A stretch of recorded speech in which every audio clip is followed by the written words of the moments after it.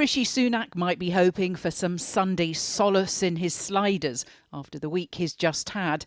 His former Deputy Chairman Lee Anderson abandoned him for the Reform Party. His top donor, Frank Hester, became more of a liability than an asset because of his alleged racist and misogynistic comments about Diane Abbott. And now there are murmurings that Penny Mordaunt is about to go into battle to overthrow him. She's dismissed the claim as nonsense, so has the Transport Secretary this morning. He'll take us into that election, he'll set out the choice, and I'm confident when he sets out the choice between our party with a plan, a Labour Party without a plan, that will get that support from the public. I'm going to be supporting him all the way through, and I'm confident that my colleagues will. But the bookies aren't listening. They have the Leader of the House and Business Secretary Kemi Badenoch neck and neck as the next leader of the party. Then Suella Braverman, followed by another former Home Secretary, Priti Patel. It'd be harder to find someone who is genuinely satisfied with Rishi Sunak's performance at this point in the Parliamentary Conservative Party. The range of opinion is basically from resignation that the next election is lost regardless to anger that he is actively misplaying the poor hand that he already has. However, that does not mean that many MPs think it would be a good idea to change leader now.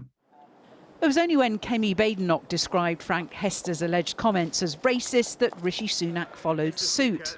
The alleged comments were wrong, they were racist. So far it appears the Prime Minister is refusing to hand the money back. Please welcome the leader of the Liberal Democrats, Ed Davey. It was an issue raised at the Liberal Democrats' spring conference. If this week's news has shown anything, it's that we must also cap donations to political parties.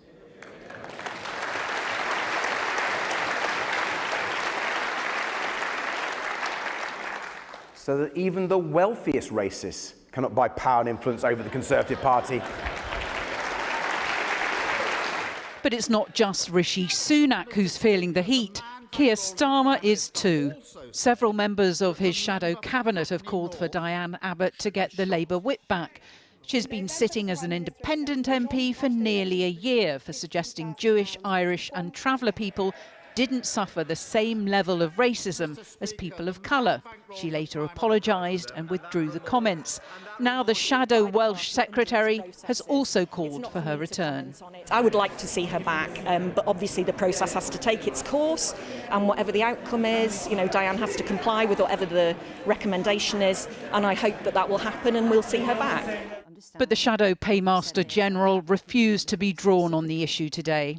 You're asking me questions which I, quite properly, do not know the answer to, because if it's an independent process, they're not going to be telling me as a politician the ins and outs of what is going on in every step of the way.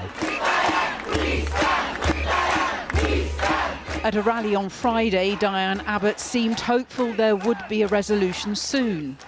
I'm sure that Keir Starmer will look at the strength of feeling and he will do the right thing. 2 days on, her tone is very different. She's described claims from within Labour that she's blocking a deal as a cack-handed attempt to shift the blame for the mess of their own blatantly rigged process. The Labour Party has declined to comment.